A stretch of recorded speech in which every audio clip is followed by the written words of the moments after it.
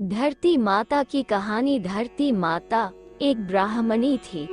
वो बहुत धार्मिक महिला थी। सभी ग्रामवासी उसका बहुत सम्मान करते थे।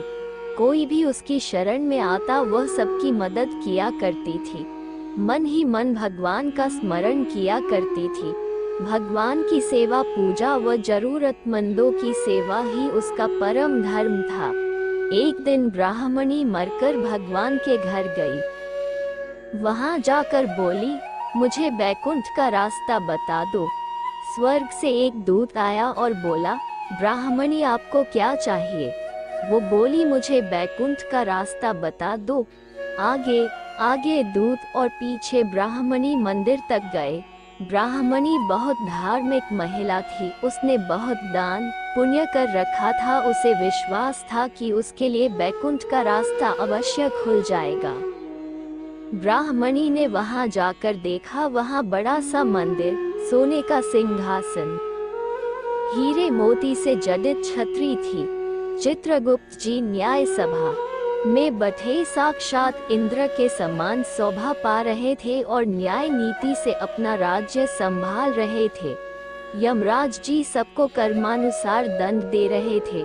ब्राह्मणी ने जाकर प्रणाम किया और बोली, मुझे वैकुंठ जाना है।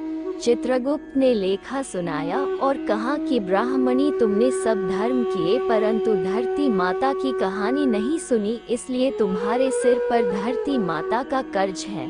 वैकुंठ में कैसे जाएगी? ब्राह्मणी बोली, धरती माता की कहानी के क्या नियम है? चित्रगुप्त जी बोले, कोई 1 साल, कोई 6 महीने, कोई 7 दिन ही सुने, पर धरती माता की कहानी अवश्य सुने, फिर उसका उद्यापन कर दे। धरती माता की कहानी सुनने से जाने अनजाने किए गए पाप कर्मों को धरती माता हर लेती है। स्वर्ग लोक में धर्म को ही स्थान प्राप्त है। यहाँ पाप के लिए कोई जगह नहीं है। धरती माता की कहानी पीपल के पेड़ के नीचे बैठकर सुननी चाहिए। ये बात सुनकर ब्राह्मणी ने प्रार्थना की कि मुझे 7 दिन वापस पृथ्वी लोक पर जाने दो, मैं कहानी सुनकर वापस आ जाऊंगी। चित्रगुप्त जी ने उसका लेखा जोखा देखकर 7 दिन के लिए पृथ्वी पर भेज दिया। ब्राह्मणी जीवित ही गई। ब्राह्मणी ने अपने परिवार वालों से कहा कि मैं 7 दिन के लिए धरती माता की कहानी सुनने के लिए वापस आई हूँ। इस कथा को सुनने से बड़ा पुण्य मिलता है।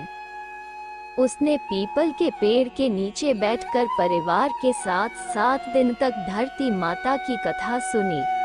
7 दिन पूरे होने पर वापस धर्मराज जी का बुलावा आया और ब्राह्मणी को वैकुंठ में श्री हरि के चरणों में स्थान प्राप्त हुआ। जो कोई भी प्राणी धरती माता की कहानी सुनता है, मृत्यु के समय सभी पाप कर्म धरती माता हर लेती है। वह प्राणी को वैकुंठ में स्थान प्राप्त होता है। धरती माता की जय हो।